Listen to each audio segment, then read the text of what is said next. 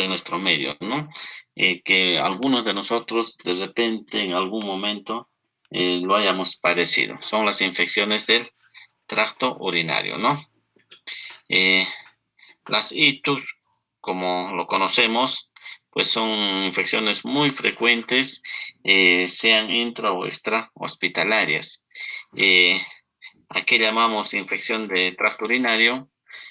La invasión microbiana del aparato urinario, es decir, de todo el aparato urinario que incluye pues uretra, vejiga, uréter, ¿no? Inclusive puede llegar a la pelvis renal. Estaríamos hablando, si bien es cierto, de una pielonefritis, pero sigue siendo una infección del tracto urinario. Decíamos que es la más frecuente en el hospital, ya que muchos de ellos están pues con sondas, ¿no? Sondas. La segunda causa después de las neumonías a nivel extrahospitalario y con mayor prevalencia en mujeres, ¿no? Eso debido a que a muchos factores, uno de ellos es pues el tamaño de la uretra, lo otro es eh, ya que el tracto urinario en el varón tiene valvas y eso impide pues a que pueda haber sobre todo una infección ascendente, ¿no?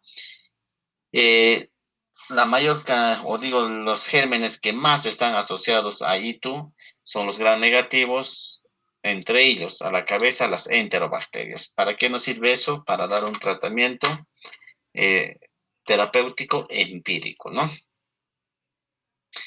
Eh, las ITUs complicadas, ya vamos a ver más adelante, no se refiere a que el paciente esté en un cuadro hasta de sepsis, no, ¿ya? Sino que hay ciertos conceptos para nosotros denominar ITU complicada. Por ejemplo, una infección urinaria en el varón, por más leve que sea, ya es una infección complicada, ¿no? ¿Qué más temas, no? Algunas definiciones que hay que tener en cuenta, sobre todo al momento de interpretar un examen de laboratorio, ¿no?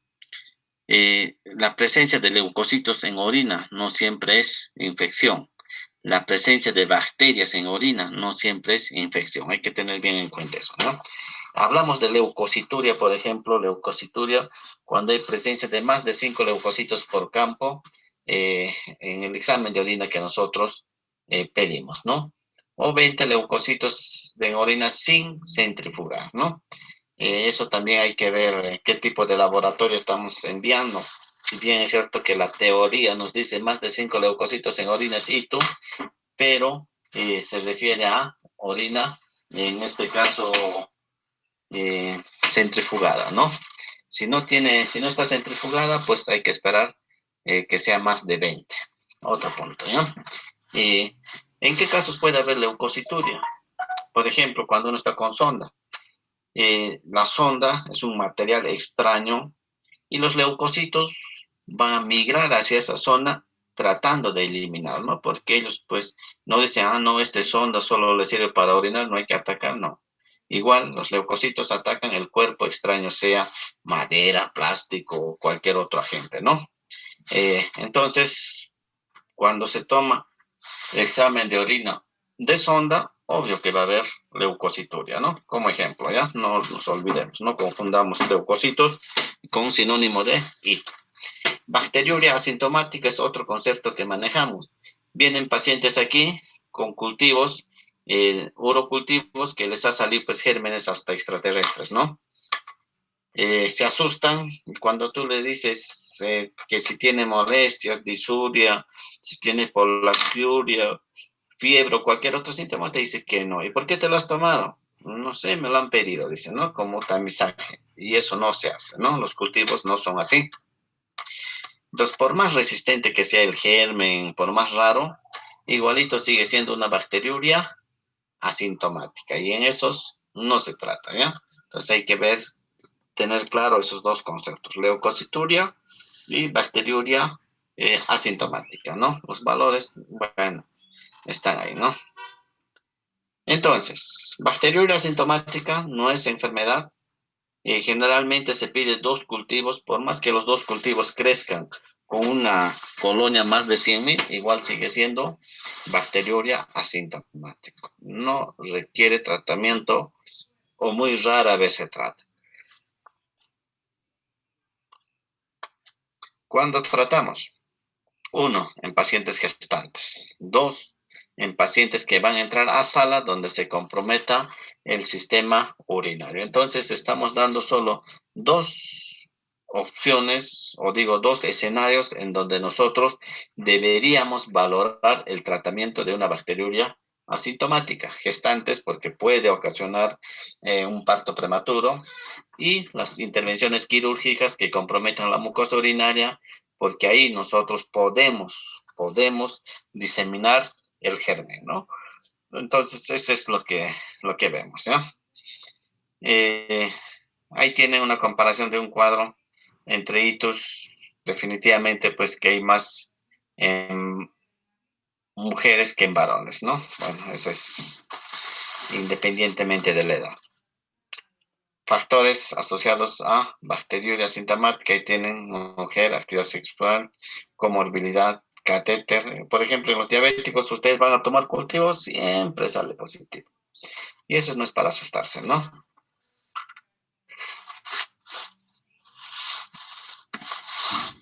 Entonces, las itus pueden ser bacterias, hongos, protozoos, no necesariamente son bacterias, hasta virus pueden ocasionar una itu, ¿no? Pero mayormente lo causan las bacterias. Vías de contaminación ascendente, que es lo más común, más del 90%, pero también puede ser que llegue por vía hematógena, ¿sí? Entonces son dos vías por donde puede llegar el germen a las vías urinarias, ¿no? Entonces, por la vía ascendente, que es el 95% de las causas de ITU, uno de ellos es pues la colonización tipo retrógrada. Las enterobacterias son agentes patógenos colonizantes del tracto gastrointestinal, recordemos, ¿no? Y no es, pues, no necesito decirles por dónde salen para que puedan ingresar a la vía urinaria, ¿no? Y ahí tiene mucho que ver las la higiene, ¿no? Cómo uno se limpia, cómo mantiene esta zona. De ahí que las mujeres están más expuestas que los varones, enterobacterias, E. coli, Klebsiella, proteus, ¿no? Factores anatómicos tiene otra relevancia, sobre todo en casos de varones, ¿no? Si un varón tiene itus, y si es hito de repetición con mayor razón, hay que estudiar, en este caso, su que debe tener alguna alteración anatómica, ¿no? A nivel de uretra, que permite que pueda ascender fácilmente el germen. Trauma uretral, probablemente que sí. Manipulación urológica, el mismo hecho de estar colocando sonda, tú ya has predispuesto al paciente a que pueda ser colonizado primeramente por los gérmenes y después ocasionar un cuadro inflamatorio que se manifieste en infección, ¿no? Residuo misional. Cuando hablamos de residuo misional, no estamos indicando de que tú te aguantas y eso te va a ocasionar y tú no, sino en aquellos pacientes que tienen algún tipo de alteración neurológica que hace que la eliminación de la orina no sea completo, ¿no? Cuerpos extraños o cálculos es otro que predispone a la infección. Un cálculo, por ejemplo, alrededor del cálculo pues hay un cuadro inflamatorio y eso hace que cualquier germen que esté en torrente sanguíneo pueda traslocar hacia el tracto genitourinario, ¿no?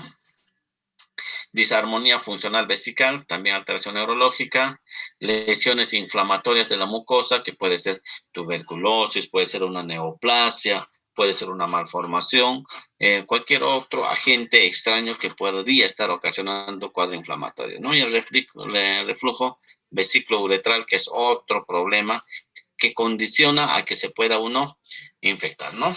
Entonces ahí tienen los agentes patógenos más frecuentes.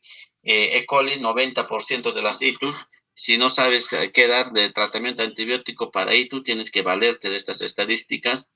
Entonces el 90% nos dice que es E. coli, ¿no? Así que ese es el germen que debemos tratar.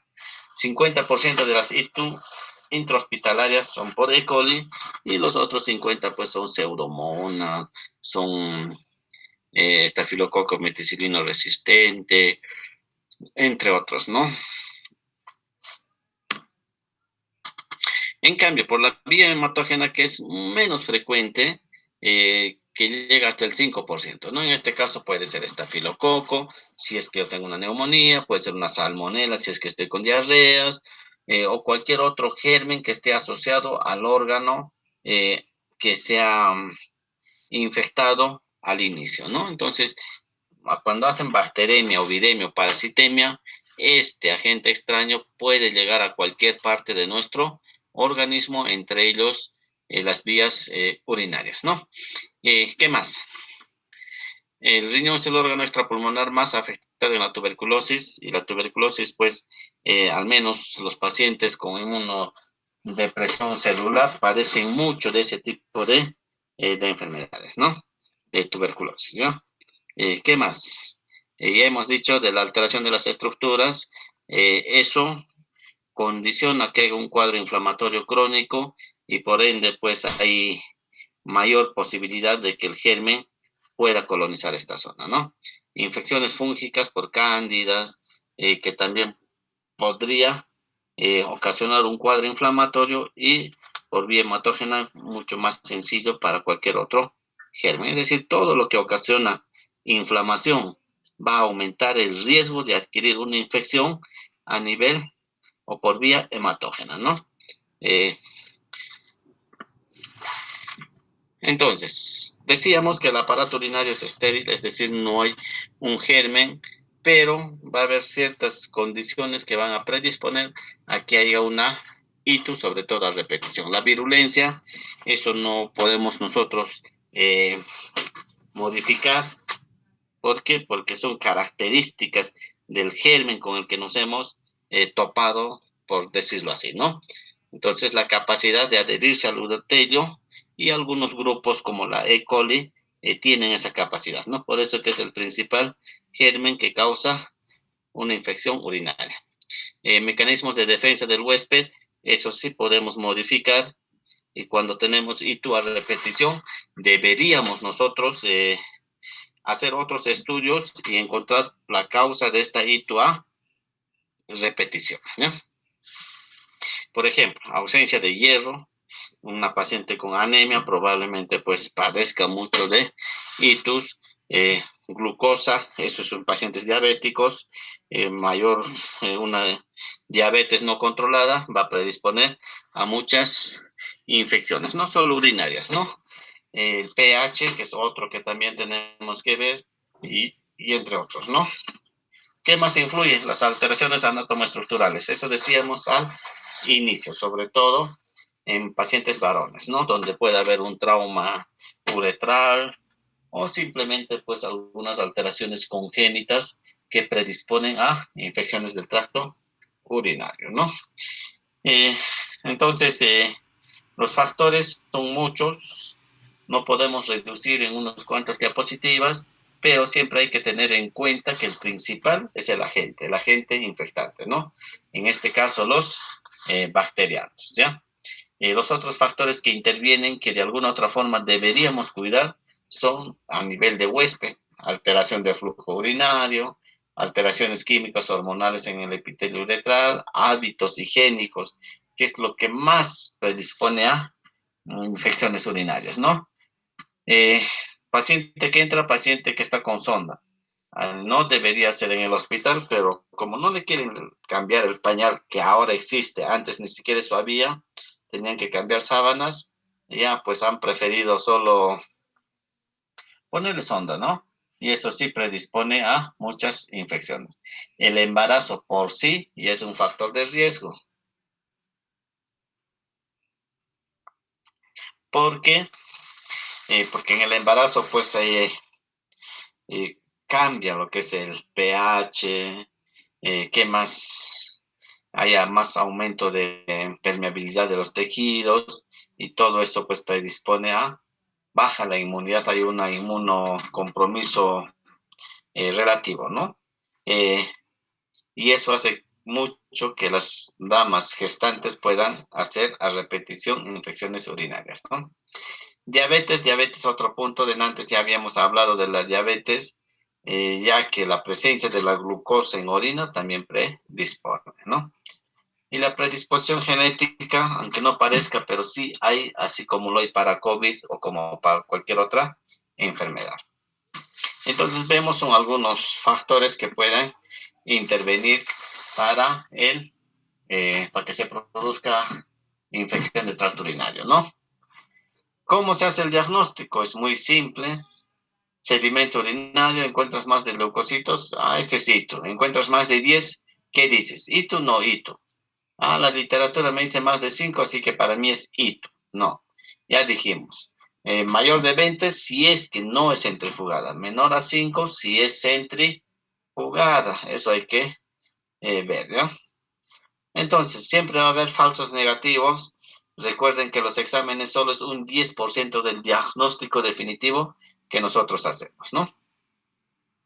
Entonces, ¿la leucocituria es igual a ITU? No. Si es que no son sinónimos, si no hay síntomas, no es ITU, ¿no? Es decir, ya son los síntomas que más adelante lo vamos a estar viendo. Así que leucocituria ni bacteriuria es infección de tracto urinario. ¿Hay leucocituria estéril? Sí, pues hay leucocituria estéril. Y en este poníamos el ejemplo de la sonda, por ejemplo. ¿La sonda es infección? No. ¿Es estéril? Sí. ¿Puede ocasionar baja leucocituria? Sí. Entonces eso hay que tener en cuenta. Siempre tiene que haber síntomas. Si no hay síntomas, no es posible, ¿no? Sin uretral, uretritis, TB, todo, ¿no? ¿Qué más? Entonces, cuando nosotros tenemos un examen de orina, también tenemos que saber interpretarlo, no solo es ver leucocitos, dice que es más de 5 y es hito. No.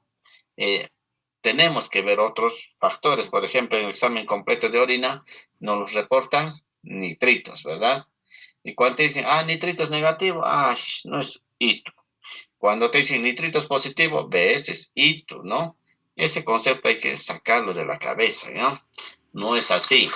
Cuando hablamos de nitritos, es producto del metabolismo de la bacteria, ¿no? Todas las enterobacterias producen nitritos. Eso es así, ¿ya? E. coli, Klebsiella, proteus. Pero hay algunas bacterias que no producen nitritos. Entre ellos tenemos pseudomonas, acinetobacter, cándidas. ¿Por qué? Porque no pueden transformar el metabolito a nitritos, ¿no?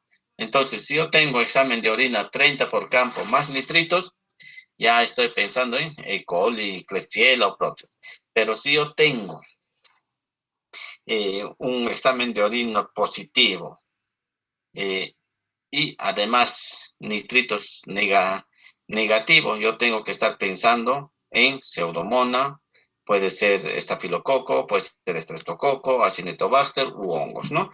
Entonces, el solo hecho de yo tener si tiene o no tiene nitritos, ya cambia al menos mi terapia empírica hasta esperar los resultados del urocultivo, ¿no? ¿Qué más tenemos? Los cilindros leucocitarios, si es que nos los reportan, es muy sugestivo de pielonefritis. ¿Qué más? El urocultivo es un diagnóstico microbiológico para aislar el germen, sí o sí deberíamos tenerlo, ¿no? Y la bacteriuria asintomática, no importa la cantidad de germen o el tipo de resistencia que tenga este germen, mientras no dé síntomas, sigue siendo bacteriuria asintomática y no se trata, ¿no? Entonces, ahí tenemos algunos síndromes de ITU, síndrome uretral agudo, con dolor, aquellos que orinan con dolor, micoplasma, clamidia, neisseria, trichomatis, ¿no? Que podría ser. Les decía que los virus pueden ocasionar ITU, sí lo pueden hacer.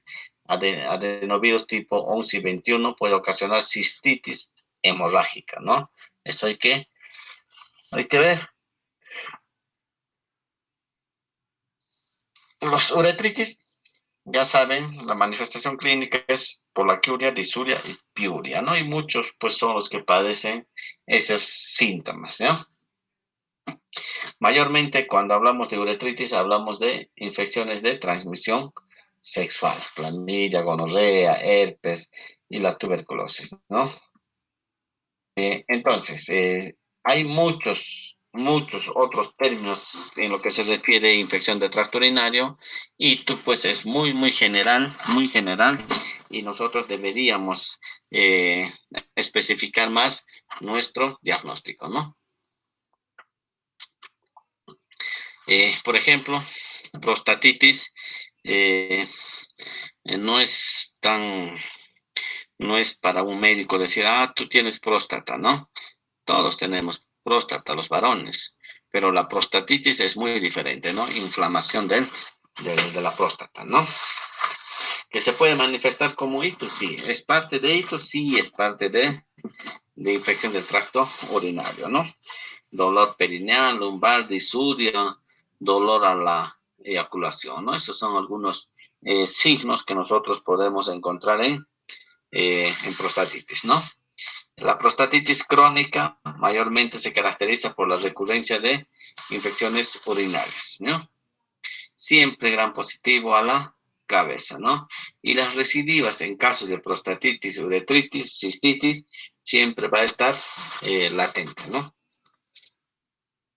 ¿Qué otra clasificación nosotros damos a las ITUs? Lo que ustedes conocen comúnmente, ITU baja, ITU alta, ¿no?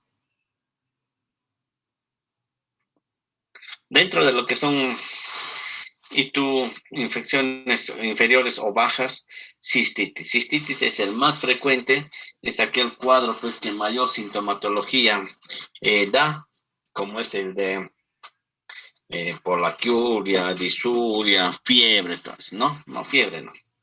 Uretritis es otro dolor y la prostatitis, ¿no? Entonces son las itis bajas. Las altas o superiores, ahí ya sí tenemos a la pielonefritis aguda, que en exámenes va a haber leucocitarios, eritrocitarios, ¿no? ¿Qué más? Nefritis bacteriana, eh, otro tipo de abscesos intrarrenal, perinefrítico, que podrían ser considerados como itus altas. Invasión tisular, manejo diferencial y tratamiento prolongado, que son aquellos pues que realmente van a ser considerados como las altas, ¿no? ¿A qué se refiere invasión tisular? Pues es justamente la invasión hacia el parénquima renal, ¿no? Ahí tienen un cuadrito que es eh, un cuadro muy ilustrativo para ver todo eso, ¿no? Ya. Entonces, dentro de las itus no complicadas, cistitis, pielonefritis y una itus recurrente, eh, generalmente pues solo se maneja el cuadro agudo o el germen aislado. Pero cuando ya son complicadas eh, o de alto riesgo, ahí pues aparte de que están los otros tres, también tenemos pues ITU asociado a catéter, ITU en varones, urosepsis, ¿no? Entonces siempre hay que diferenciar si es ITU complicada o no complicada para dar el tratamiento, que también es completamente diferente, ¿no? La ITU no complicada, como ven, se puede tratar 3 días. Eso de que el medicamento se da 7 días, 14 días, 21 días es falso. Se da según evolución clínica. El principal germen es E. coli. Por eso que ya uno ya sabe que tiene que darle ciprofloxacino, ceftriaxona, ¿no? Eso ya vemos. La complicada tenemos hombre, tenemos las gestantes, malformación de vías urinarias, el catéter que delante ya estuvimos hablando, pacientes con enfermedad renal o inmunosupresión, ¿no? Entonces ellos son los que van a ser ITU complicada. Eh, entonces, eh, aclarando, ¿no? Delante hablábamos de que las, eh, las bacterias asintomáticas solo se tratan en gestantes y aquellos que van a entrar a sala. Pero siempre nos dicen, ¿y qué de los diabéticos? ¿Y qué de los monorrenos? ¿Y qué de los que tienen VIH? ¿Y qué de los que tienen cáncer? ¿En ellos no voy a tratar? Y la respuesta es simple, no, ¿no? valorar, dicen así la norma, valorar en los que han tenido una nefrostomía, ¿no? Es decir, los monorrenos, ¿ya? En ellos sí deberíamos valorar. ¿Qué más tenemos, no? Entonces, en la complicada están, pero siempre y cuando sean itus. Si son bacteriurias asintomáticas, igual no se trata, ¿no? No se trata. Ya les dije, ¿no? En qué dos escenarios podemos tratar una ITU complicada, ¿ya? Eh, Estos son los principales agentes etiológicos. Si quieren, lo van a revisar, porque eso lo voy a subir, que son sobre todo los frecuentes. No nos interesa que ustedes sepan los frecuentes. Los raros, pues, como su nombre dice, son raros. Eso ya es más que todo para los especialistas. E. coli como el primer agente causante de itus en los pacientes, ¿no? Entonces, ahí nuevamente tenemos una comparación de cistitis con pielonefritis. La disuria y la poliuria, pues es lo que mayormente caracteriza a la itus bajas. En cambio, cuando ya se presenta fiebre, malestar o compromiso sistémico por una bacteremia, ya se presenta pues lo que al otro lado tenemos, ¿no? Fiebre, náuseas, vómitos, malestares, ¿ya? Se dice que en cistitis no hay que solicitar urocultivo, pero eso como que ya cambió. Hoy se pide cultivo de todo si es que quieres aislar eh, al germen infectante, ¿no?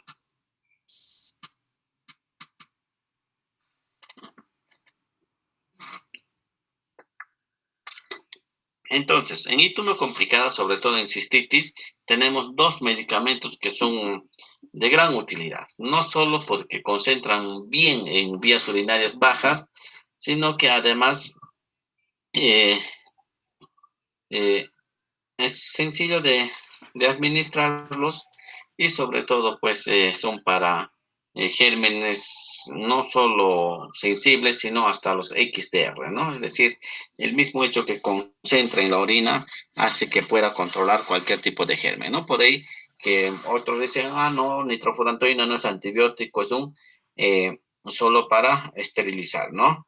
¿Y qué mejor? Pues si lo va a esterilizar no va a haber infección, ¿no? Entonces, la nitrofurantoína es uno de los medicamentos que deberíamos usarlo como primera línea en caso de cistitis.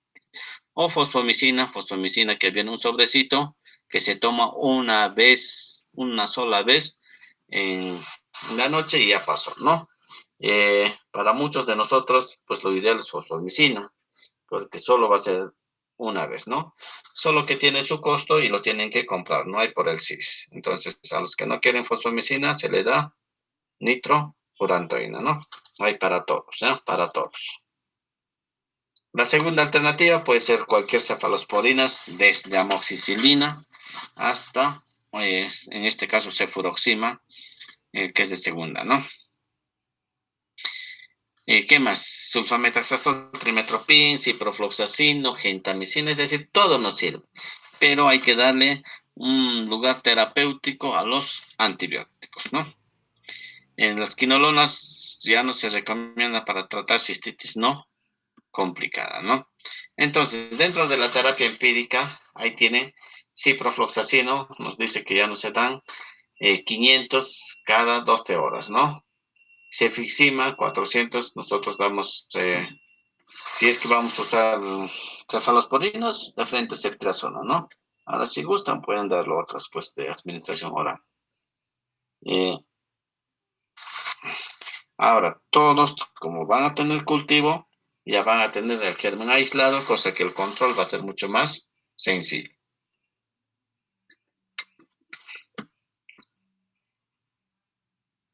Eh, Hay un cuadro que siempre nosotros vemos que son las ITU recurrentes, ¿no? 2, 3, 4, 5 veces al año con ITU, ¿no? Entonces hay que valorar qué tipo de paciente estamos viendo.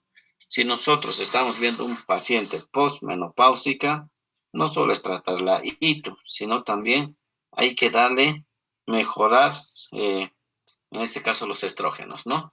Estrógenos de reemplazo para el manejo de la sequedad vaginal y eso va a mejorar enormemente su su cuadro clínico, ¿ya? No tratar las bacterias asintomáticas. Ven nuevamente, ¿no?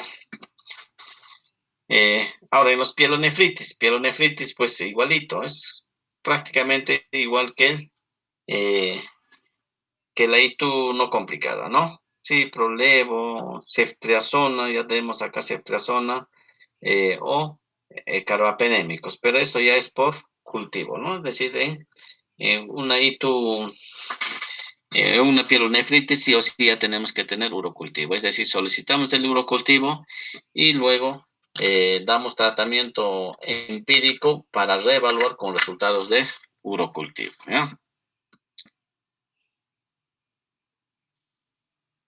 La ITU complicada se asocia mucho a las intervenciones, es decir, paciente que ha sido invadido, que puede ser catéter urinario o una operación o cualquier otro que comprometa las vías urinarias, va a predisponer a ITU y complicada. ¿Ya? Eso ya es muy frecuente.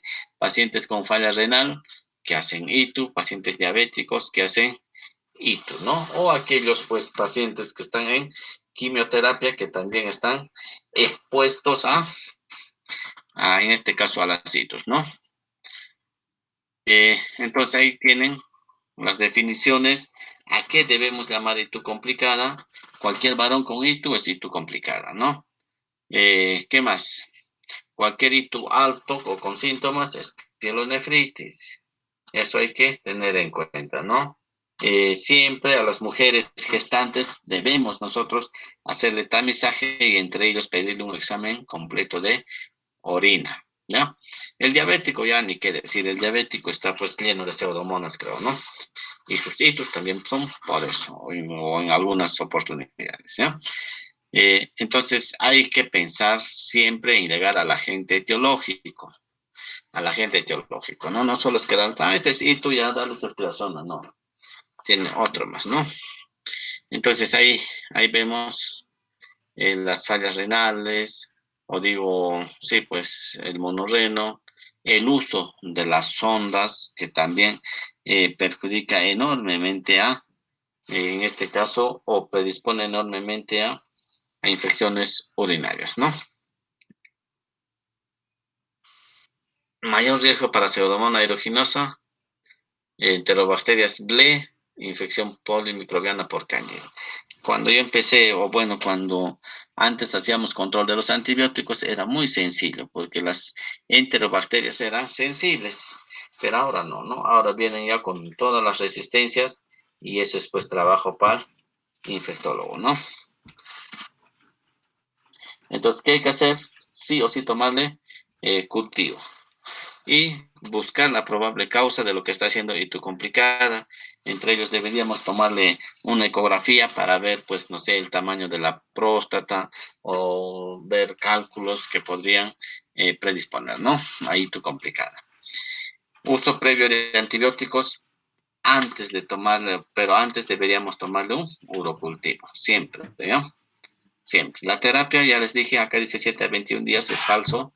Si mejora al quinto día le damos alta suspendiéndolo, ¿no?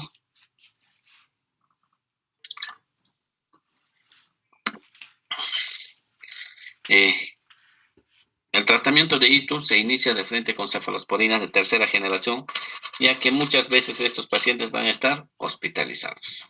Si no están hospitalizados, damos la opción cefuroxima, ¿no? Cefuroxima. ¿Qué más? Entre otros antibióticos, levo no usamos frecuentemente. Si queremos coberturar o hacer una amplia cobertura, usamos piperacilina tazobactam, que lo tenemos, y que eso lleva pues gran positivos, gran negativos anaerobios, ¿no? Ceftazidima avibactam es para gérmenes XDR. Para este medicamento sí o sí debería tener cultivo, igual que el carbapenés, ¿no? Pero ya el carbapenés cada vez se va convirtiendo como una ceftriaxona más, ¿no? No usar aminoglucósidos como monoterapia. Estoy hablando de ITUs complicadas. En ITUs bajas si les ponemos genta o amicacina, ¿no? Profilaxis casi no se maneja, pero nosotros sí lo hacemos, ¿no? Si tu paciente viene 2 veces de ITU en 6 meses o 3 en un año, debes decir que esta es una ITU recurrente. ¿Qué hay que hacer? Le tomamos cultivo y le tratamos. ¿Con qué? Con fosfomicina o con nitrofurantoína, ¿no? Entonces es sencillo manejar, en este caso, las ITUs recurrentes. Pero ¿cómo manejamos? No es con la misma dosis. Por ejemplo, nitrofurantoína damos una vez por día, por lo menos 15 a 30 días. Es decir, le damos su tratamiento, termina y a eso le continuamos una profilaxis prolongada, ¿no? Una tabletita por día. La fosfomicina damos pues cada 2 semanas una dosis, ¿no? Entonces, eso sí es que tienen pacientes que vienen frecuentemente con hitos, ¿no? Y bueno, ahí tienen la profilaxis. Yo prefiero tratar la nitrofurantoína, ¿no?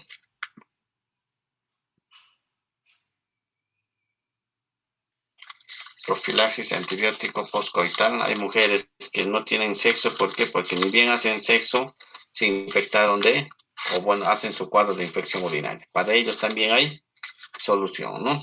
Antibiótico. Eh, y tú por hongos, es muy frecuente ver en diabéticos. Hay que tener en cuenta que también los hongos son cualquier otro tipo de germen que sí podrían ocasionar cuadro clínico, ¿no? O aquellos pacientes que usan pues antibióticos a montón y cuando les piden examen de orina, lo que se encuentra es itus por hongos, ¿sí? Así que es frecuente ver ese tipo de infecciones. Al igual que hablábamos antes sobre bacteriuria asintomática, acá también debemos hablar de candiduria. Y ese es muy frecuente en los cultivos de orina que les reportan levaduras, ¿no? Levaduras es cándida y quieren tratarlas. Si el paciente no tiene síntomas, no tienen por qué tratarlo, ¿no? Y si hace síntomas, fluconazol. Muy rara vez, casi nunca hemos llegado a usar anfotericina. Eso ya es un extremo, ¿no? Pero está descrito. Y tú en el embarazo, por más que sea bacteriuria asintomática, eso sí se trata.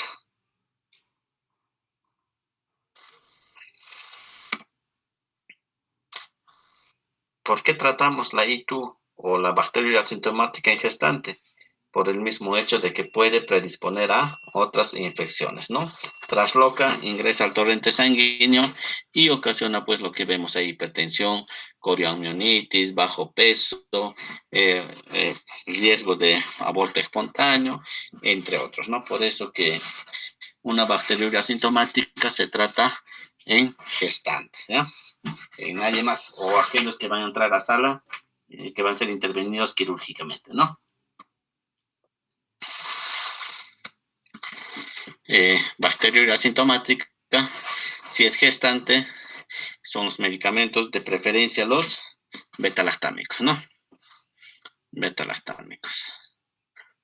Ahí seguimos con los betalactámicos y dependiendo de la gravedad o los cultivos, podemos nosotros considerar algún otro antibiótico, ¿no? Bueno, ya saben que no se debe usar quinolonas en ese tipo de pacientes. Disculpen, chicos, un ratito. Doctor, dígame, doctor.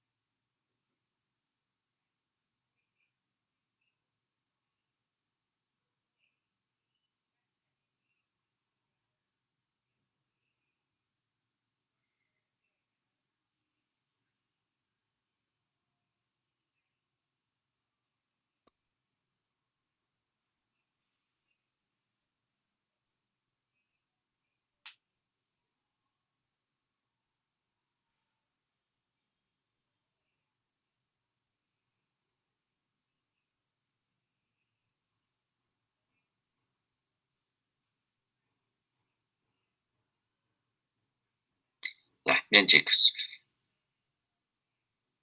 Entonces, no se usan quinolonas, eh, tampoco podemos usar sulfametazol, o dependiendo, ¿no? En qué momento. Pero como tenemos un arsenal amplio de antibióticos, preferimos usar pues los beta lactámicos o inclusive la misma nitrofurantoína, ¿no?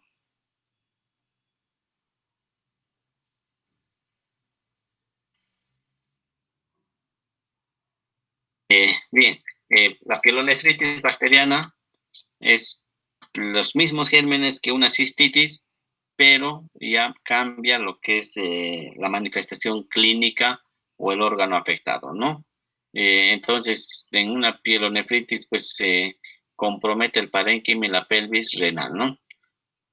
Las vías de infección son las mismas y los gérmenes también son los mismos, solo que por el área o por la estructura que ha comprometido, los síntomas pues son eh, mucho más severos, ¿no? Fiebre, malestar general, dolor, inclusive el paciente puede estar muy tóxico, ¿no? Tóxico hasta séptico, ¿no? Entonces eso hay que tener en cuenta, ¿no? ¿Quién es el principal germen que ocasiona eso? Igualito sigue siendo el E. coli. E. coli siempre es el germen que que va a ser el principal infectante en estas zonas, ¿no? Entonces, tenemos una invasión bacteriana renal, inflamación aguda, y se va a manifestar con lumbalgia, disuria, hematuria, y una bacteremia hace compromiso del estado general, ¿no? Una bacteremia definitivamente pues hace fiebre, náuseas, vómitos, todo lo que un paciente podría sentir, ¿no? ¿Cómo hacemos el diagnóstico? Sedimento de orina, urocultivo, hemocultivos, y por si acaso buscar los probables agentes o factores de riesgo, es decir, estamos hablando de cálculos, de neoplasias o de cualquier otro agente extraño que podría estar ahí, ¿no? La enterobacteria es el principal germen. Y si no lo tratamos, absceso renal, ¿no? En cambio, hay otros que son pielonefritis crónica, eso ya cuando el daño de la fase aguda ha sido muy severa y ha dejado pues daño a nivel renal, ¿no? Entonces ahí ya podemos encontrar ciertas secuelas, porque son secuelas, y eso va a predisponer mucho a unas itus recurrentes, ¿no? Ahí tienen, ¿no? Algunas causas de pielonefritis crónica.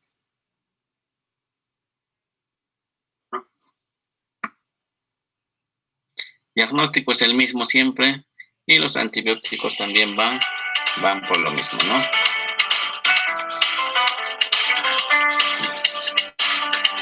No, chicos, un rato.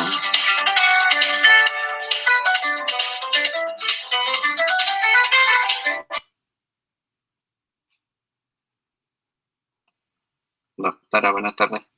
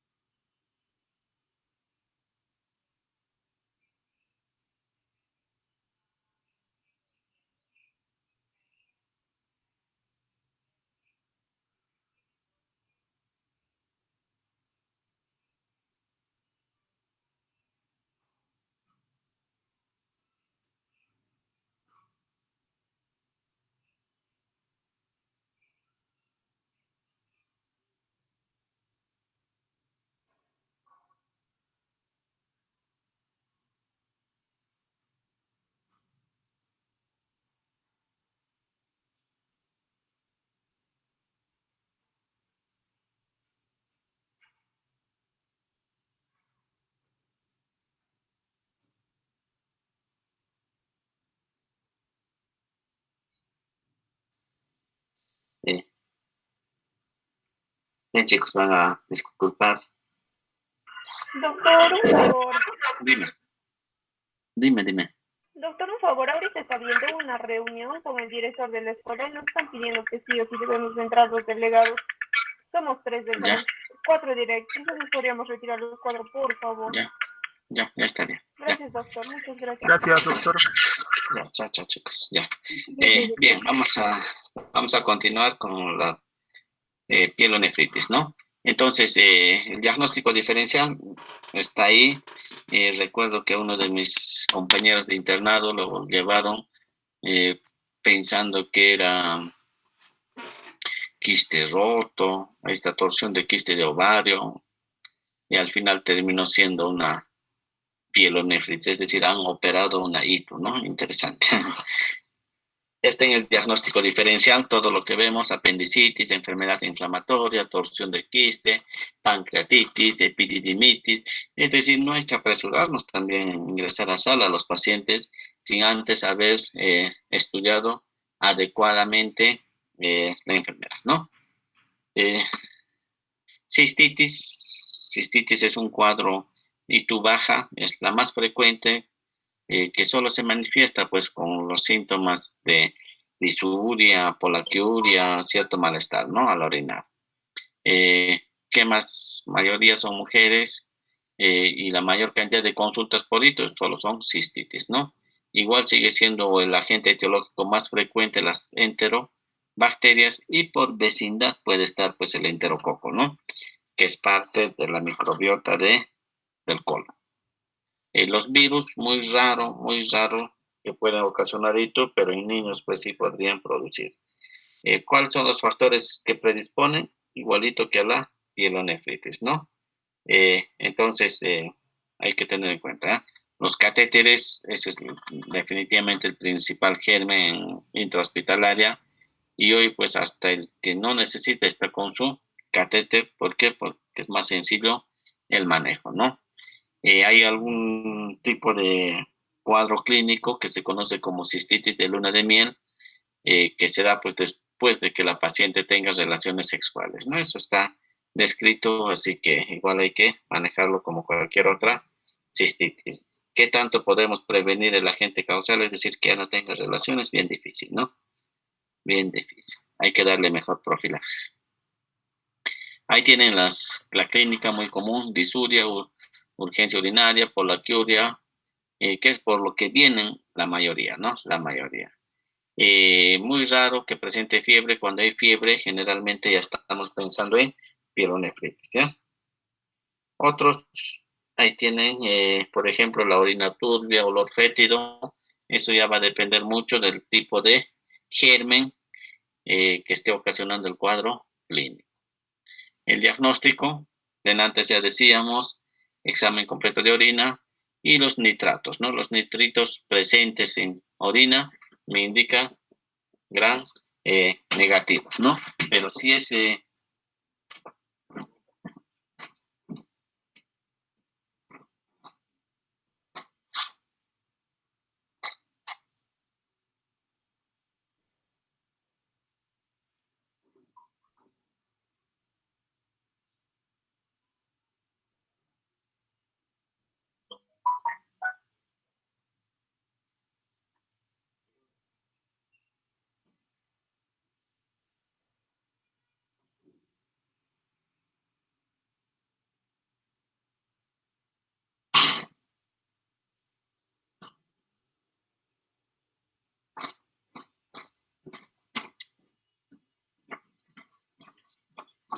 ya, bien, chicos, siguen llegando los COVID, ¿no? Ya, eso estaba visto, ¿no? Después que han levantado la cuarentena, todo el mundo ha hecho lo que ha querido. Ahora nuevamente a llorar. Espero que ustedes no hayan salido. Entonces ya decíamos, nitritos en orina, probablemente E. coli, Klebsiella o Proteus, ¿no? ¿Qué más? El cultivo. Hoy por hoy tenemos que cultivar todo porque es la única forma de aislar el germen etiológico. Es decir, ustedes vienen a la paciente, le toman urocultivo y le dan un tratamiento empírico. Cosa que ya tenemos a las 72 horas el resultado, y si es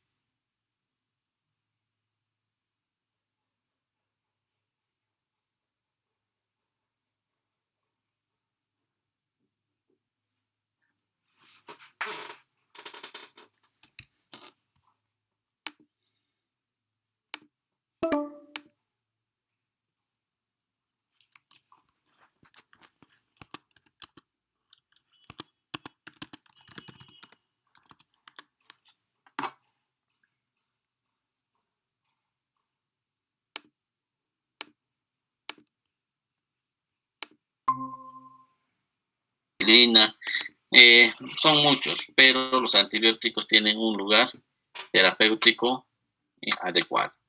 Así que hay que saber, por ejemplo, yo puedo usar ahí meropenem, si lo puedo usar para una cistitis, pero no es su lugar terapéutico, ¿no?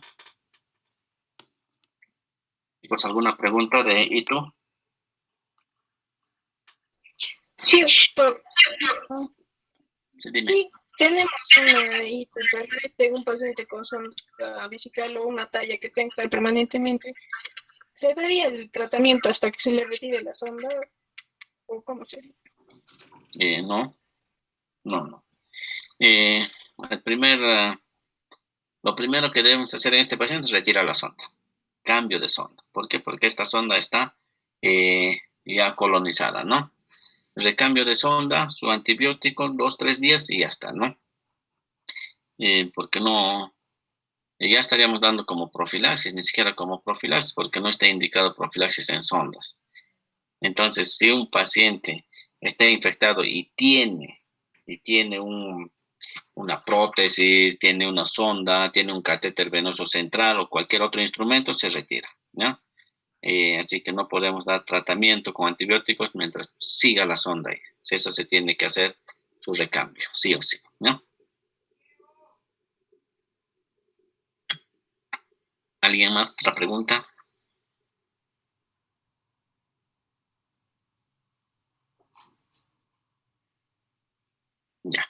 Ya que no hay, vamos a continuar porque estamos retrasados. Endocarditis, ¿ya? Algo muy rápido en lo que es endocarditis. Bien, es otro de los cuadros principales del síndrome febril, ¿no? Sobre todo de aquellos FOD, fiebre de origen desconocida, el cuadro infeccioso, pues a descartar sí o sí son las endocarditis.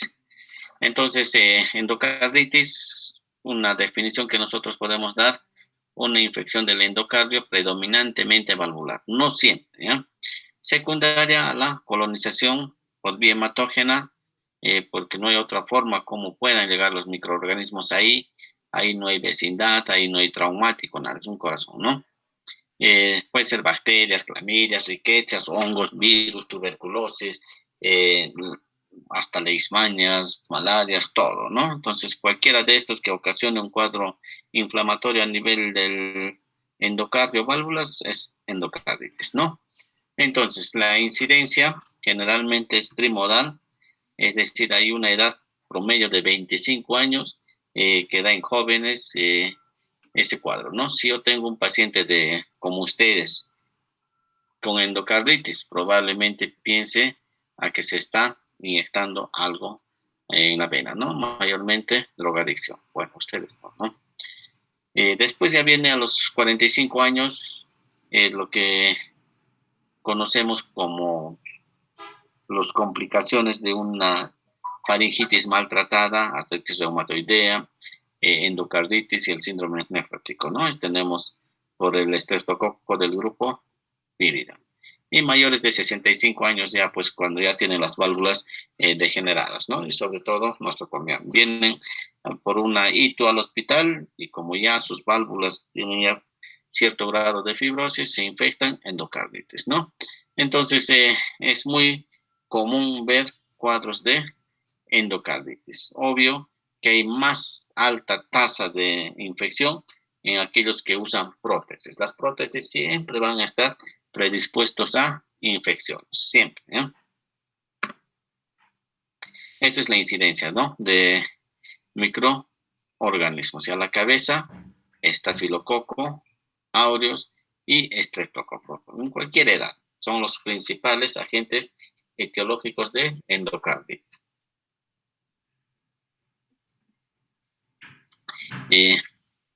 Entonces, seguimos, ¿no? Aparentemente hay más casos en varones que en mujeres, ¿no? Las prótesis siempre van a estar ahí como un factor predisponente para una endocarditis, ¿no? Entonces, la patogénesis, tenemos un endotelio valvular normal, como el nuestro, como de ustedes, que es resistente a la colonización de bacterias. Recuerden que siempre hacemos bacteremias, viremias, parasitemias, pero no todos hacen endocarditis, ¿no?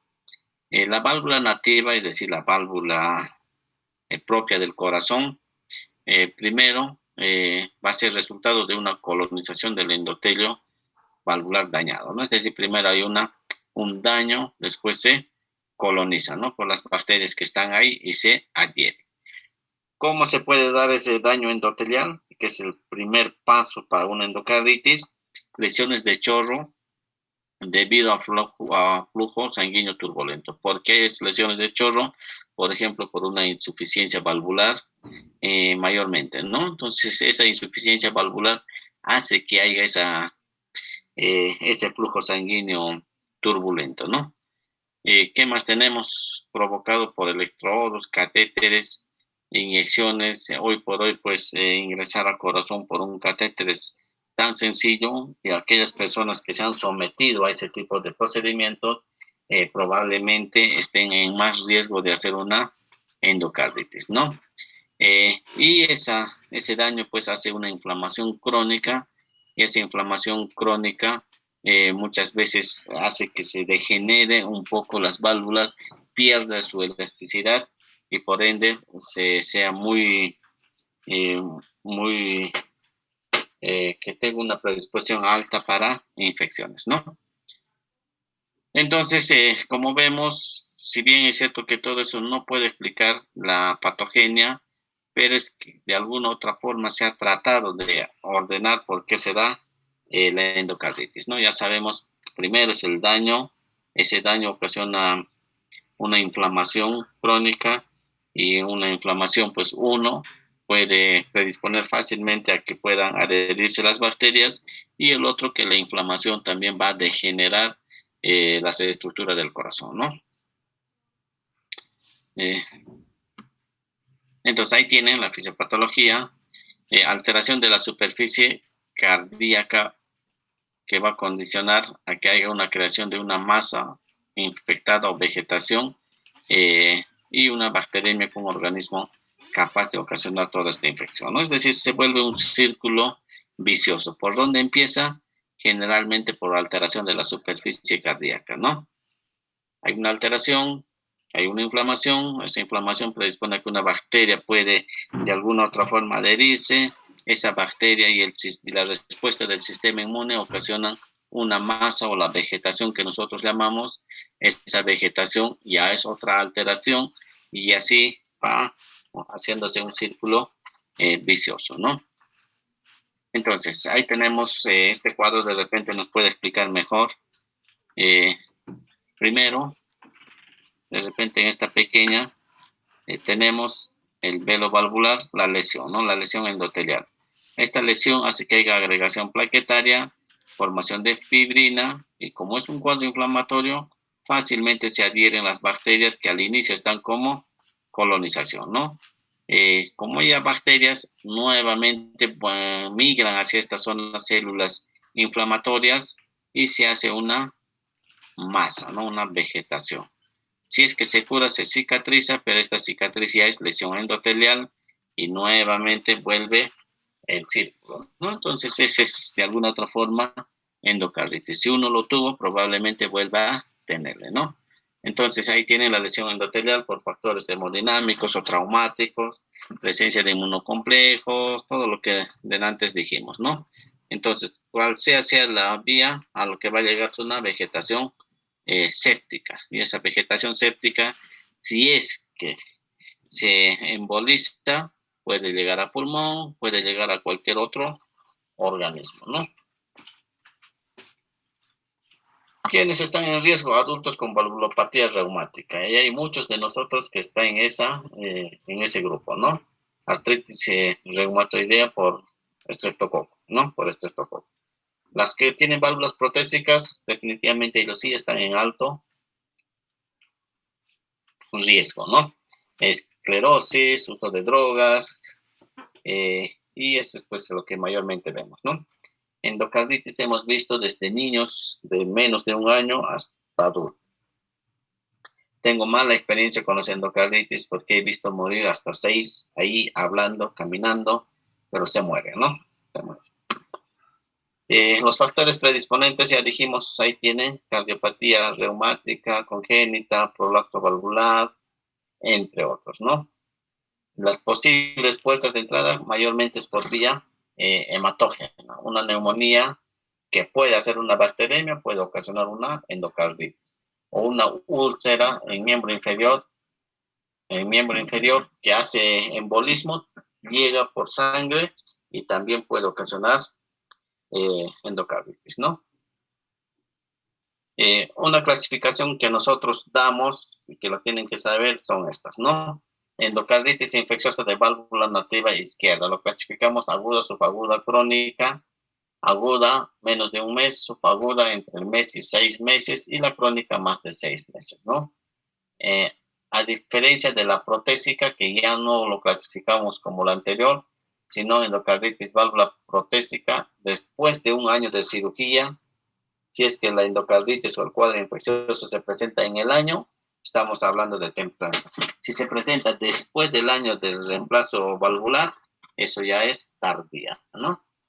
La derecha es menos frecuente, eh, por eso que no hay una clasificación. Y otro tipo de endocarditis es relacionado con dispositivo, marcapasos, que hoy por hoy pues se está usando con más frecuencia, ¿no? No es él, es EI, cuidado, endocarditis infecciosa activa. La fiebre es un marcador, sí o sí, de endocarditis. Y pues los otros para hacer diagnósticos son la presencia del germen en sangre y eso lo hacemos con hemocultivos, ¿no? Recurrencia, siempre hay que diferenciar qué es recaída y qué es reinfección. Recaída, repetición de episodios causados por el mismo microorganismo en menos de 6 meses. Reinfección, causado por el mismo microorganismo más de 6 meses después de iniciado el episodio inicial. No son algunos términos que siempre se usan, ¿no? ¿Qué más? Según su modo de adquisición, puede ser nosocomial, no nosocomial. El hospital en sí es un lugar altamente contaminado y pues muchos de ellos que vienen por otro cuadro pueden venir a hacer por una fractura y pueden hacer una endocarditis siempre y cuando tengan los otros factores de riesgo como es la lesión endotelial, si no, tampoco, ¿no? Según los resultados, allá sabemos los positivos, el más frecuente es streptoenterococo, es decir, los gran positivos, o con hemocultivos negativos, es decir, yo tengo fiebre, yo tengo soplos, tengo ya los criterios, pero el hemocultivo está negativo. ¿Me descarta endocarditis? No, sigue siendo endocarditis.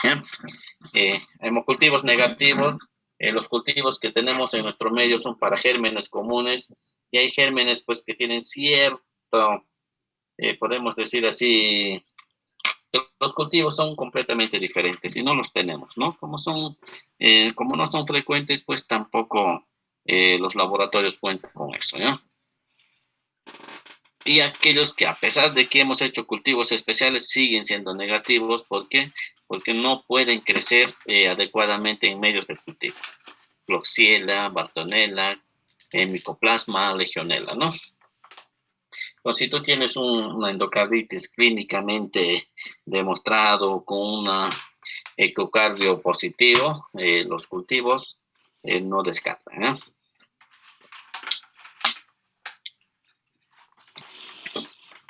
Entonces, ¿cuál es la forma clínica?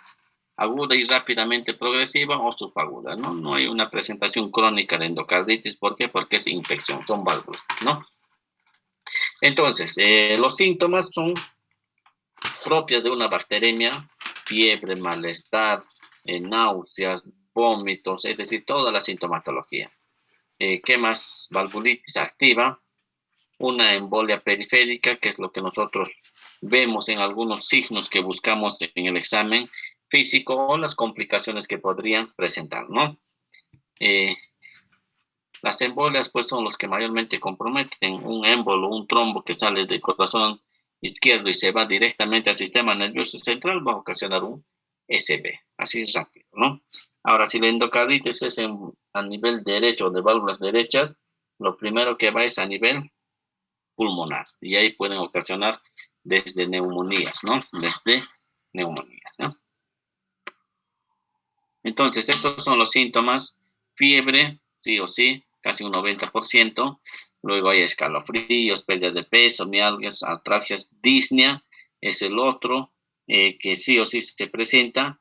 Y soplos cardíacos, 85%, ¿no? Es decir, nosotros sí o sí deberíamos auscultar a los pacientes. Hoy pues ni siquiera vemos estetoscopio en los consultorios, ¿no?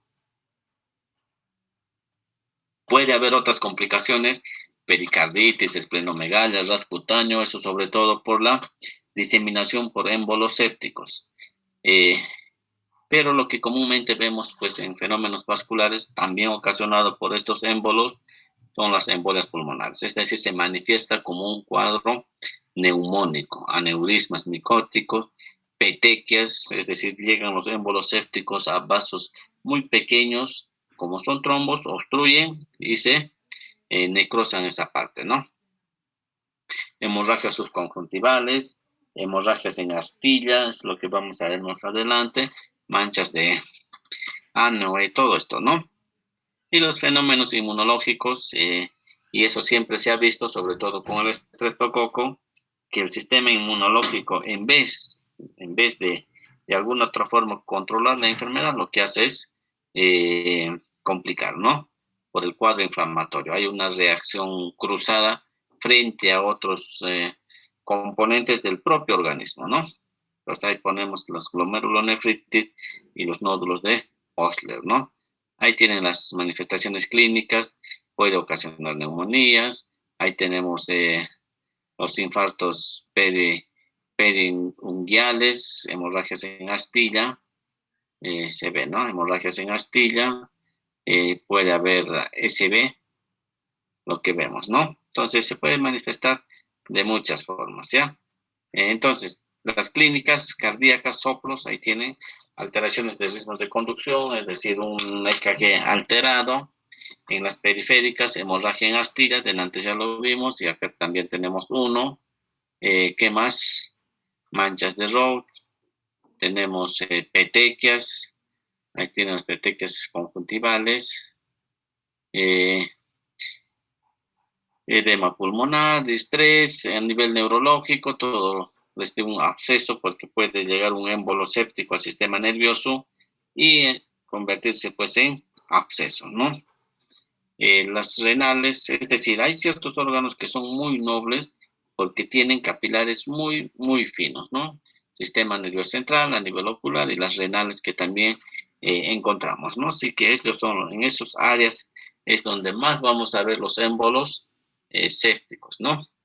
Entonces, el diagnóstico está ya descrito hace mucho tiempo. Yo sé que ustedes lo han hecho en cardiología, los criterios de Duke, ¿no? Los criterios, tenemos laboratorios, datos de laboratorio, microbiológicos, y uno de los principales es el ecocardiograma, ¿no? Ecocardiograma.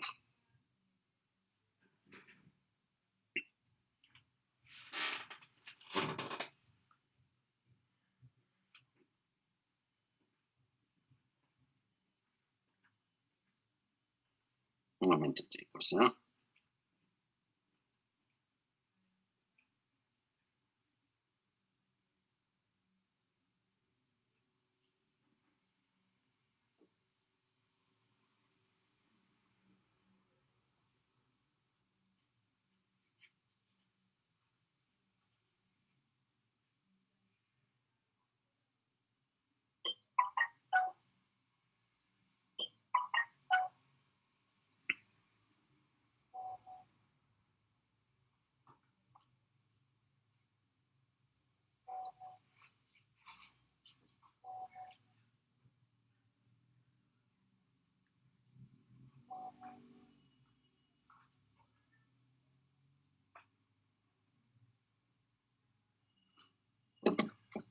Ya. Entonces, son algunos de los exámenes que tenemos, pero principalmente, pues, el diagnóstico es clínico, ¿no? Clínico, como en muchas otras enfermedades, ¿no? Entonces, los criterios de Duke se basan en resultados clínicos, ecocardiográficos y microbiológicos. Ninguno de los exámenes nos va a descartar o nos va a confirmar completamente el diagnóstico. Todos son complementarios, ¿no? Complementarios al examen físico, a los antecedentes, manifestaciones clínicas que se pueden dar, ¿no? Entonces, estos son los criterios de Duke modificados. Hay criterios mayores y menores, eso siempre hemos visto, ¿no? Entonces, dentro de los criterios patológicos es pues el cultivo. El cultivo en un examen de cultivos, no solo para gérmenes comunes, en este caso ya deberíamos sospechar de otro tipo de gérmenes hasta atípicos, ¿no? ¿Qué más tenemos? Los criterios mayores, dos criterios mayores, un criterio menor o menores que hacen el diagnóstico. Eso es pues pura teoría y siempre nosotros lo valoramos sobre todo para de alguna otra forma hacer una aproximación diagnóstica. Como les digo, no siempre nos va a hacer el diagnóstico, ¿no?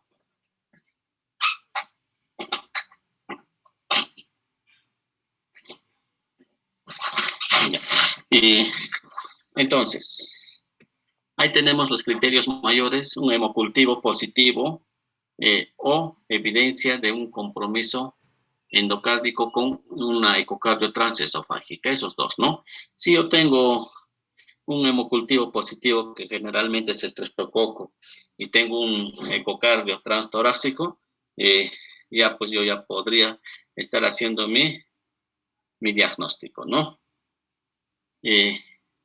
Pero no siempre vamos a tener esos criterios mayores y para eso pues lo que nosotros vemos son los criterios menores, ¿no? Más que todo clínicos, ¿no? Fiebre, tenemos fenómenos vasculares, lo que de antes comentábamos, inmunológicos y pues algún otro criterio que ver, ¿no?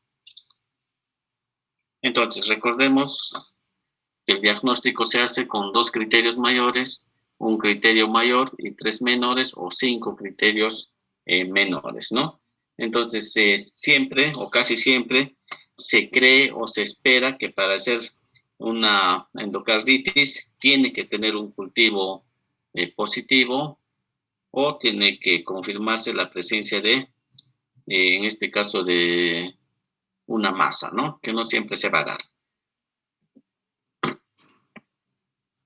El laboratorio es muy relativo.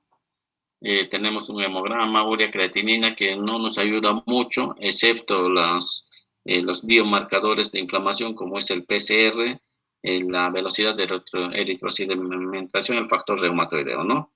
En lo demás, pues puede ser como cualquier otra infección que yo puedo encontrar, leucocitosis, puedo encontrar, en este caso, un desviación a la izquierda, como cualquier otra infección, ¿no? Los hemocultivos, sí, pues ya sabemos, y el electrocardiograma, que sí pueden alterarse siempre en cuando haya trastornos de conducción o isquemias o infartos que podrían haberse dado en el corazón. Entonces, no son exámenes que nos indican o que nos digan, pues, que es endocarditis, ¿no? Antes todavía se hacía se hacían todavía algunos exámenes, por ejemplo, una radiografía de tórax, que ha sido pues prácticamente desplazado por la tomografía, ¿no? Donde veíamos cardiomegalias, crecimientos de cavidades, y hoy por hoy pues se dejó de usar, ¿no? En la ecocardiograma, la transtorácica no nos ayuda mucho, lo que sí nos ayuda es la endocarditis transesofágica. Eso sí nos ayuda, pero la transtorácica no, ¿no? Ya hablamos de la tomografía y si es una resonancia, mucho mejor, ¿no? Angioresonancia o la angiografía, que también nos podría ayudar siempre y cuando haya compromisos pues, de trombos o émbolos sépticos que podrían de alguna u otra forma estar ocasionando obstrucción, ¿no? ¿Qué más tenemos? Nuevos estudios, proteínas de unión de lipopolisacárido, metaloproteinasa de matriz, expresión de genes. Eso va a ser una de las primeras tareas que no debe pasar de la hoja o de las 2 hojas como máximo, ¿ya? Los que ya llevaron conmigo el curso de parásito saben que esto tiene que ser a mano, ¿no? Es decir, lo transcriben en una hojita, le toman una foto y me lo envían, ¿no? Esas 3. Como les digo, muy pequeño, una hoja yo creo que es suficiente, ¿no? Y si pueden 2 hojas, bueno, viendo, ¿eh?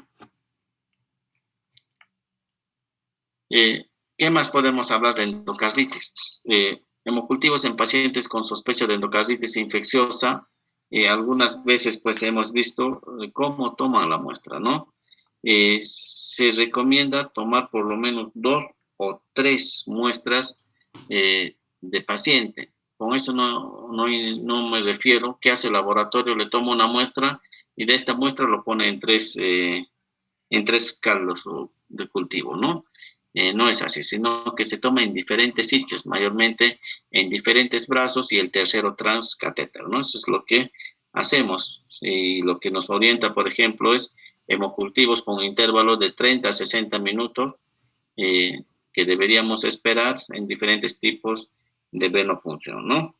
Entonces, si en uno sale negativo y el otro positivo, eso es contaminado. Porque si tiene que salir positivo, tiene que ser el mismo germen en el mismo, en ambas muestras, ¿no? ¿Cuáles son los hallazgos microbiológicos más frecuentes? ¿Para qué nos sirven estas estadísticas? Para dar un tratamiento empírico. En válvula nativa, es decir, aquel que no tiene prótesis, estreptococo, enterococo, estafilococo, como vemos son gran positivos, ¿no?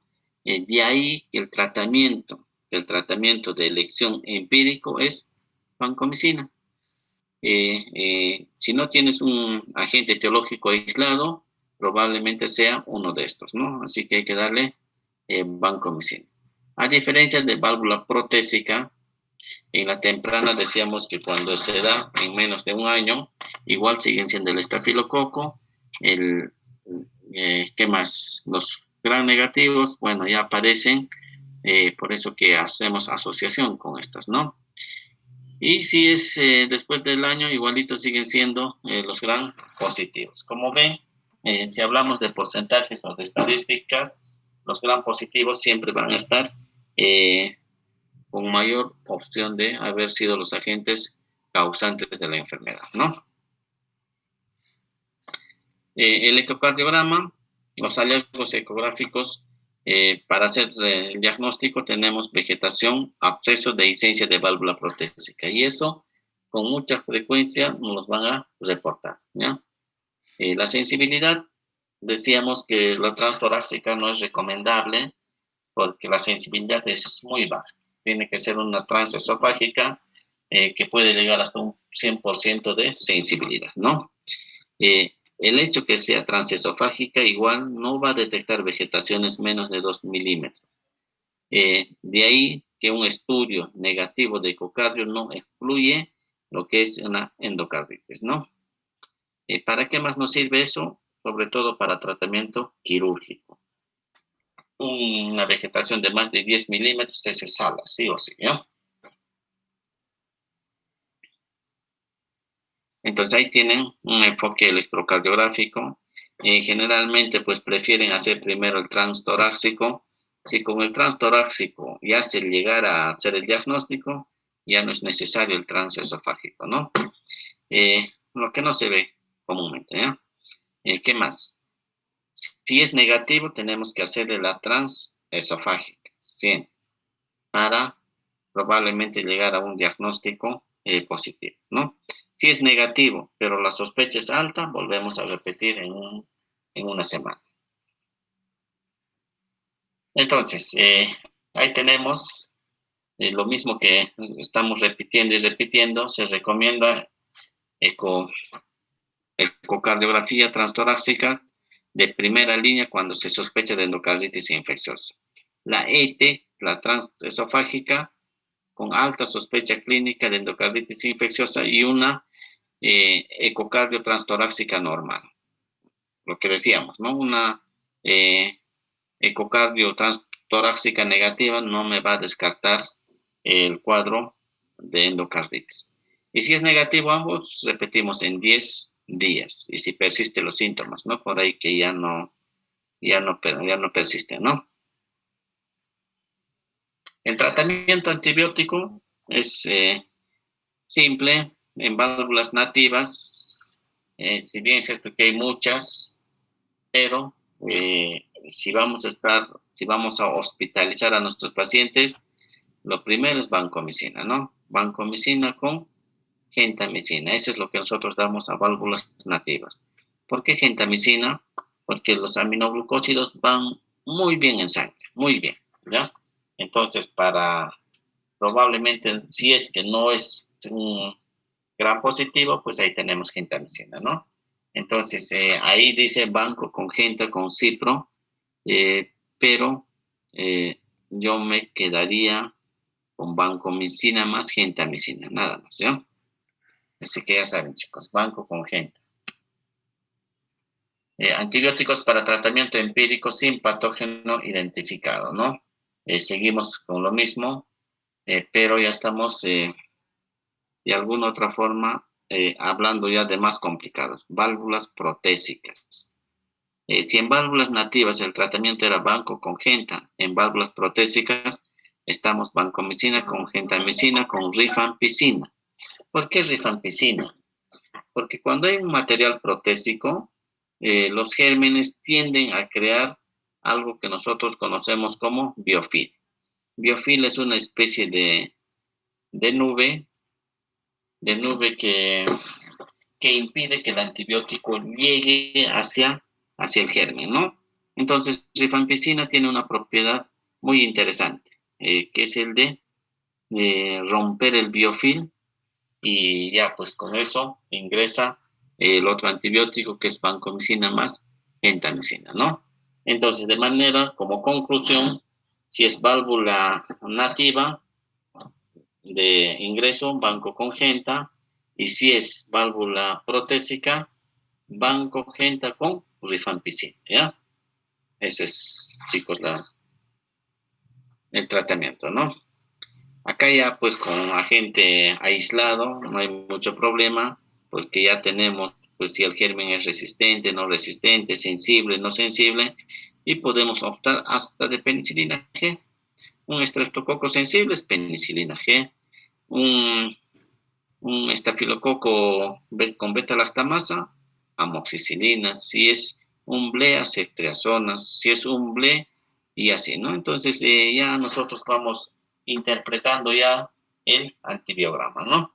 Eso solo para ponerlo, porque lo que me interesa que sepa es tratamiento de válvula nativa y protésica sin cultivo, ¿no? Igual el estafilococo, si es sensible, oxacilina congenta, si es un MARSA, vancomicina congenta, ¿no? Si es protésica, se agrega rifampicina, esa es la única diferencia con las nativas, ¿no? Enterococo, ¿por qué damos banco? Alguna vez me habían observado eso. Doctor, ¿por qué usted se va de frente con vancomicina para una endocarditis, no?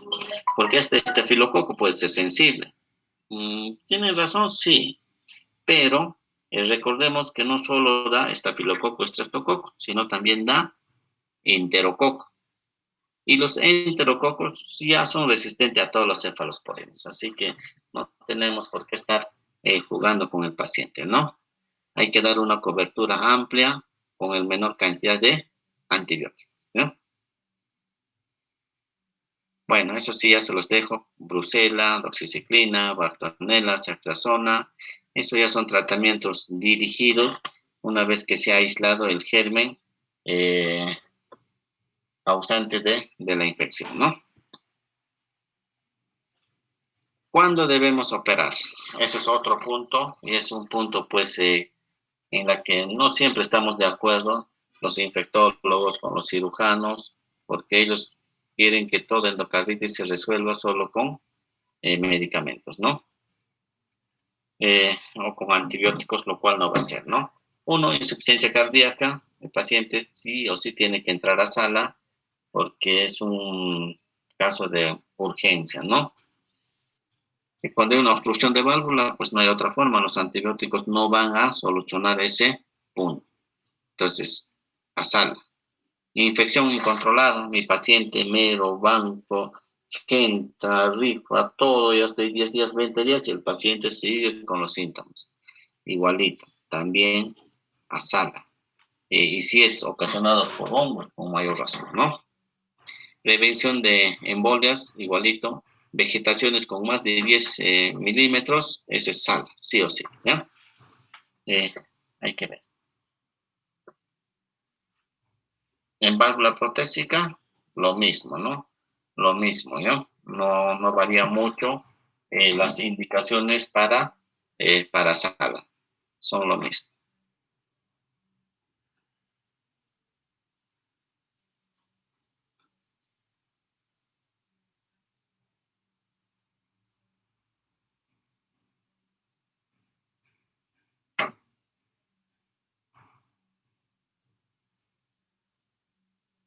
Eh, entonces, siempre estos pacientes deben entrar a sala. Los 4 o 5 pacientes eh, que he visto fallecer, pues han sido porque no han entrado a sala en el momento, ¿no? Y se complican rápido, ¿no? 5 o 7 días y ya se mueren por las embolias. Entonces, las recomendaciones de válvula derecha no vemos muy frecuentemente, pero igual están descritas en todas las guías en qué momento deben entrar a sala. Uno, que sean gérmenes que no tengamos una cobertura antibiótica adecuada, como son los hongos o aquellos gérmenes o bacterias MDR o XDR que ya pues no tenemos antibióticos para ese tipo de pacientes, ¿no? Las vegetaciones, si es en el lado derecho, son el doble, 20 milímetros. ¿Por qué el tamaño? ¿Por qué en el otro 10 en el lado izquierdo y en el derecho 20? Eso mayormente pues que las émbolos del lado derecho primero van a pulmón, ¿no? En cambio el de izquierdo se van para todo el sistema, incluido el sistema nervioso central, ¿no? Profilaxis, la profilaxis sobre todo si es que es válvula protésica, ¿no? En ese caso damos nosotros profilaxis antibióticas y mayormente pues damos con solo penicilina, ¿no? Ya que el estafilococo estreptococo es el principal germen que va a ocasionar el cuadro de endocarditis, ¿no? Las complicaciones. Y justamente pues ingresar a salas para evitar estas complicaciones. Insuficiencia cardíaca, complicación más frecuente, indicación de cirugía, ¿no? ¿A qué van a entrar a sala? A recambio valvular. Infección incontrolada, igualito, ¿no? En más de 10 días con antibióticos y no hay respuesta, esto también es quirúrgico, porque puede ser que el antibiótico no esté llegando al sitio de infección. ¿Y en qué casos no llega? Por ejemplo, cuando hay abscesos, ¿no? Los abscesos no ingresa el antibiótico dentro del absceso y eso sí o sí tiene que ser drenado, ¿no? Extensión perivalvular, igualito, abscesos, pseudoneurismas, fístulas. Las embolias son los que causan mayor complicación si es que es una endocarditis del lado izquierdo. Recuerden que el lado izquierdo, el ventrículo izquierdo, va a, en este caso, bombear sangre a todo el sistema del organismo, ¿no? Y lo que más tememos es el sistema nervioso central, el renal y vaso que se pueden infartar, ¿no? En la derecha, como indicábamos antes, el riesgo es menos, ya que a donde llega después del ventrículo derecho es al pulmón, ¿no? Es decir, puede ocasionar neumonías u otro cuadro, ¿no? Complicaciones neurológicas, ya hemos dicho, en endocarditis izquierda por la embolización. Y pues, ¿qué más? Tenemos aneurismas infecciosos, es decir, ustedes saben que los vasos grandes tienen vasos pequeños para que les puedan nutrir de oxígeno o de nutrientes, ¿no? Y puede entrar un émbolo justamente a ese vaso vasorum, como lo llamamos, y se puede ocasionar aneurismas, ¿no? Insuficiencia renal, igualito. El sistema renal pues tiene vasos muy finos, muy delgados, que fácilmente se puede complicar y obstruir por los émbolos sépticos, ¿no?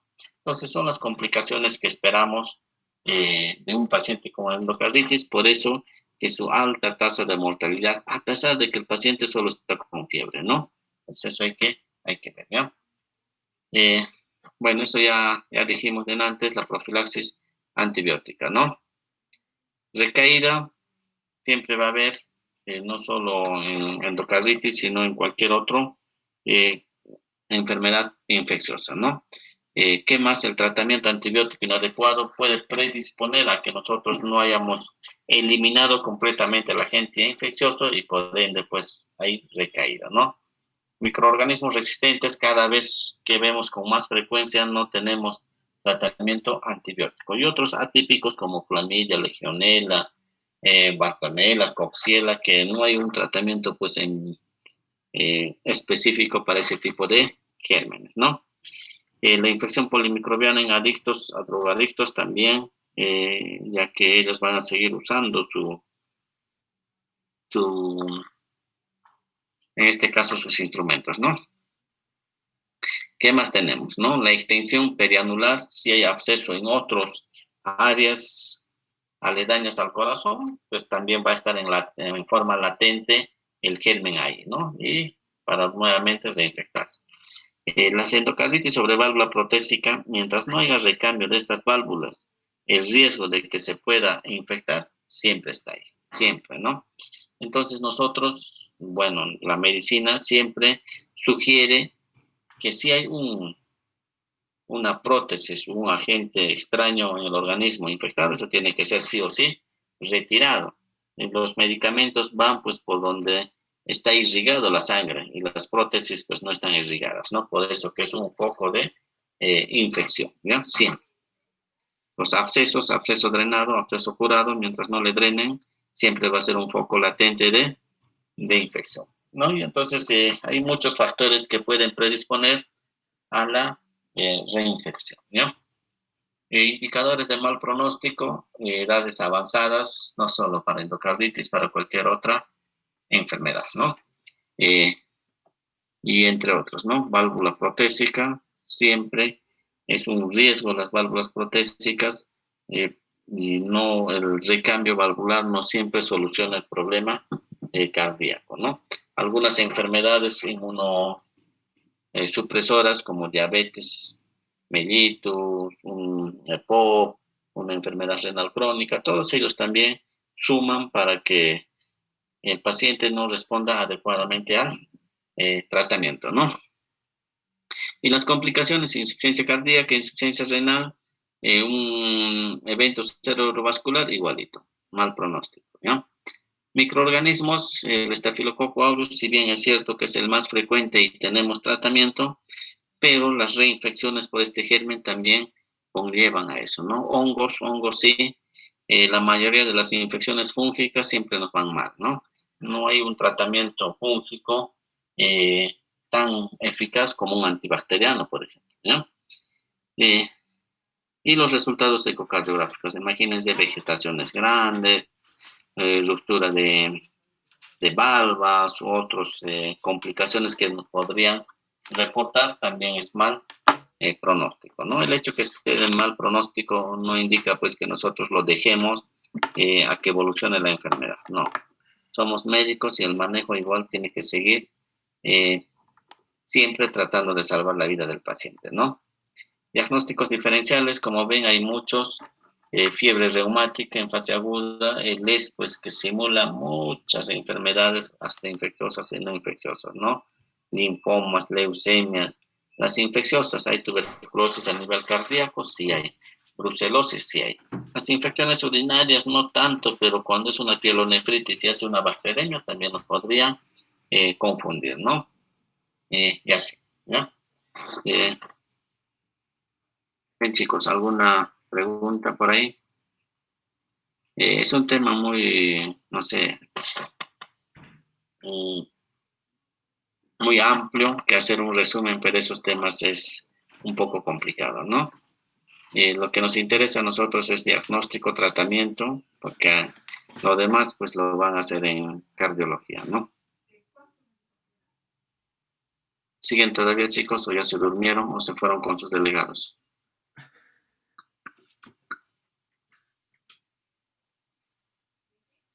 Miren, solo tenemos 20 y tantos que han asistido, ¿ya? Y son como 40. Así que digan algo para que quede registrado.